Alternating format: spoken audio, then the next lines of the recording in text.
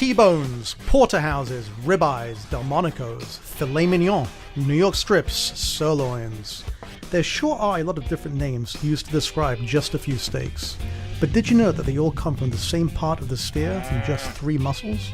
The longissimus muscle runs along the spine, making up the eye of both the rib and short loin primals, the large cuts of beef from which steaks are fabricated. The short loin also contains the psoas major, or tenderloin, and the rib contains the spinalis dorsi, which caps the longissimus.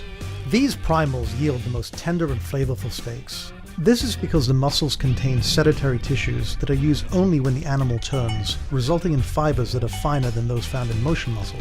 The rib primal gives us rib steaks, sometimes called a cowboy steak, and the boneless variant ribeye, often called a Delmonico, named after the famous New York City steakhouse.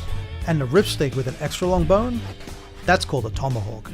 The short loin yields strip loin steaks because the tenderloin has been stripped away. You may see it on the menu as a New York strip, a Kansas City strip, or even a sirloin. The psoas major or tenderloin muscle spans the strip loin and the sirloin. It is separated from the longissimus by the so-called finger bones that run perpendicular to the backbone and form the distinctive T-shape. When both muscles and bone are cut into steaks, they give us T-bones and porterhouses. The porterhouse has a much larger tenderloin section than the T-bone and is further back on the short loin.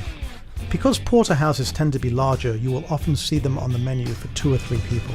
Finally, we have the tenderloin, which is the most tender cut on the steer. Cut into steaks, it is called filet mignon, or served whole for 2 people, it is called a chateaubriand. So now you know where the most tender and flavorful steaks come from. You can't go wrong with any of these, but if you want my opinion, get the rib steak.